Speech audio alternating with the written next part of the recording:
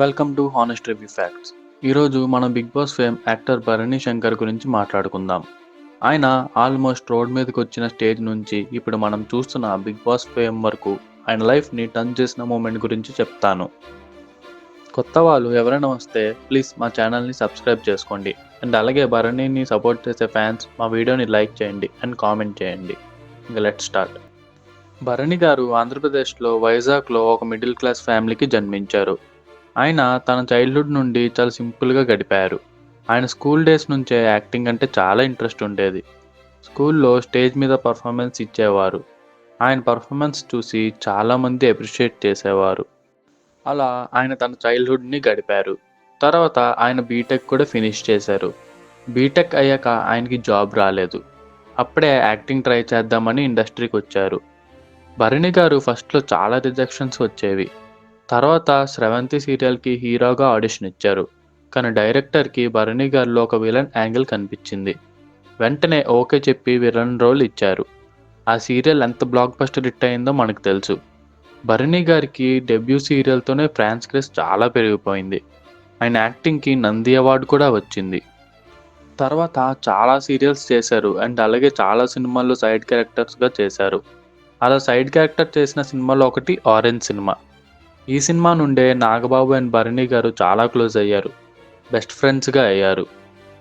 2015-16 టైంలో భరణి గారు ఒక సినిమాకి ప్రొడక్షన్ చేద్దామని ఇన్వెస్ట్ చేశారు. కానీ ఆయనకి ప్రొడక్షన్లో ఎక్స్పీరియన్స్ లేకపోవడం వల్ల లాస్లోకి వెళ్ళిపోయారు. ఆ సినిమా కూడా ఆగిపోయింది. భరణి గారు డిప్రెషన్లోకి వెళ్ళిపోయారు. సీరియల్ ఛాన్సెస్ కూడా రావట్లేదు. అప్పుడు ఒకరోజు నాగబాబు గారు భరణి గారిని వారి ఇంటికి పిలిచారు. ఆ టైంలో కూడా నాగబాబు గారికి చాలా మూవీస్ ప్రొడ్యూస్ చేసి అన్ని లాస్లోకి వెళ్ళిపోవడం వల్ల ఆయన లాస్లో ఉండిపోయారు. భరణి గారు నాగబాబు ఇంటికి వెళ్ళగానే ఆయనకి టీ ఇచ్చి ఇద్దరు టీ తాగుతూ మాట్లాడుకున్నారు. వాళ్ళు లాసుల గురించి, వాళ్ళ స్టేటస్ గురించి. అప్పుడే నాగబాబు గారు ఒక మాట అన్నారు. భరణి, నువ్వెందుకు మళ్ళీ సీరియల్స్లో ట్రై చేయకూడదు, మళ్ళీ ఆడిషన్స్ ఎందుకు ఇవ్వకూడదని. అప్పుడు భరణి గారు సరే ఎలాగో ఖాళీగానే ఉన్నా కదా ట్రై చేద్దామని చెప్పి ఓకే అన్నారు. అంతే, వితిన్ 4 డేస్లో భరణి గారికి 4 సీరియల్స్లో ఆఫర్స్ వచ్చాయి. భరణి గారు అన్నిటికీ ఓకే చెప్పేశారు. ఆయన షెడ్యూల్ చాలా బిజీ అయిపోయింది.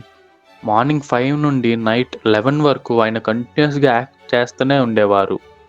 ఇలా నాగబాబు గారి మాట వినడం వల్ల భరణి గారి లైఫ్ మళ్ళీ టర్న్ అయిపోయింది. ఇలా ఆయన మళ్ళీ సక్సెస్ని వెనక్కి తెచ్చుకున్నారు. ఇప్పుడు ఆయన బిగ్ బాస్ 9లో ఎంట్రీ ఇచ్చారు. ఆయనకి వీక్లీ 3.5 లక్షలు ఇస్తారు.